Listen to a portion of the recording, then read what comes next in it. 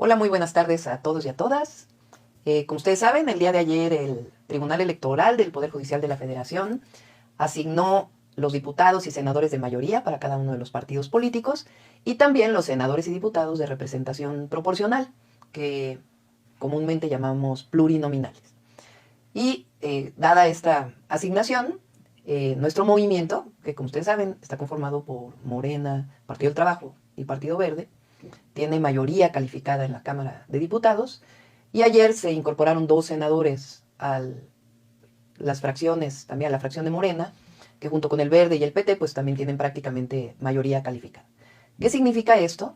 Pues que es posible cambiar la constitución de nuestro país, la constitución de los política de los Estados Unidos mexicanos.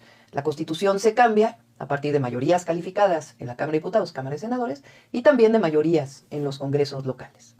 Esto ha ocurrido otras veces en la historia, que no eran precisamente para favorecer al pueblo de México o a la nación. Uno de esos casos más recientes, por ejemplo, es el cambio constitucional que hubo para la reforma energética en el 2013 o la reforma educativa también en el 2013, otras reformas constitucionales y otras mucho antes que hubo. Por ejemplo, en 1992 hubo grandes cambios a la Constitución que pues, revocaron parte de la Constitución de 1917.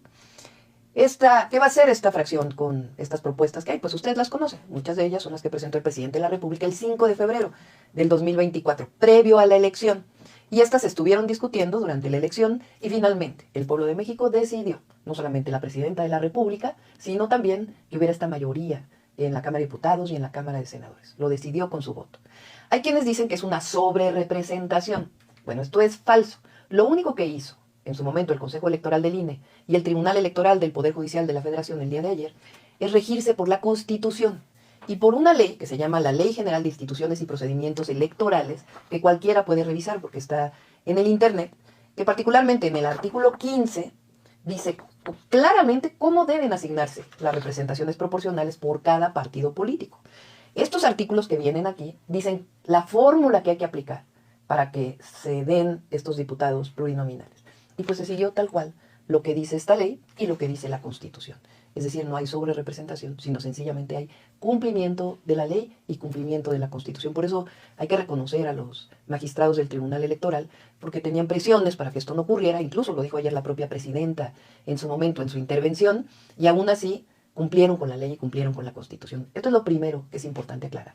Lo segundo tiene que ver con la reforma al Poder Judicial, que es una de las reformas planteadas y que se estuvo planteando durante todo el proceso de la campaña. El presidente envió una reforma el 5 de febrero pasado y recientemente la Comisión de Puntos Constitucionales pues hizo una propuesta final que modifica en algunos puntos lo que presentó el presidente. Más que modificarlo, lo complementa. Esto también lo puede revisar cualquier persona porque está en el Internet, es público. Entonces, se dice que ahora la elección de los jueces, los magistrados y los ministros le va a dar mucho poder a la próxima presidenta. Bueno, les voy a explicar. Si siguiéramos con la situación actual, a mí me tocaría elegir a 3 ministros de la Suprema Corte. ¿Cómo es actualmente? Pues el Ejecutivo, la presidenta, manda una terna, el Senado de la República la revisa y elige a una persona de esa terna. Si no se ponen de acuerdo con una mayoría calificada para esa persona que envía a la presidenta, pues entonces la presidenta la nombra directamente. Eso dice la Constitución actualmente. Con esta reforma, si ustedes lo ven así, la próxima presidenta está renunciando a nombrar personalmente a los próximos ministros de la Corte. ¿Y qué es lo que hacemos? Lo ponemos a voto popular. ¿Quiénes van a participar en esta elección? No son los que yo decida, los que la próxima presidenta decida. Van a ser unos que propone la Corte, otros que propone la Cámara de Diputados y Senadores, y otros que propone el Ejecutivo, la presidenta. Pero no es cualquiera que sea una ocurrencia, no. Se va a abrir una convocatoria. Esa convocatoria es abierta. Pueden participar con una serie de requisitos. Aquellos que son abogados, en algunos casos que tengan experiencia, en otros casos pues tienen que cumplir incluso con calificaciones en las materias en las que están procurando ser o participar en esta elección.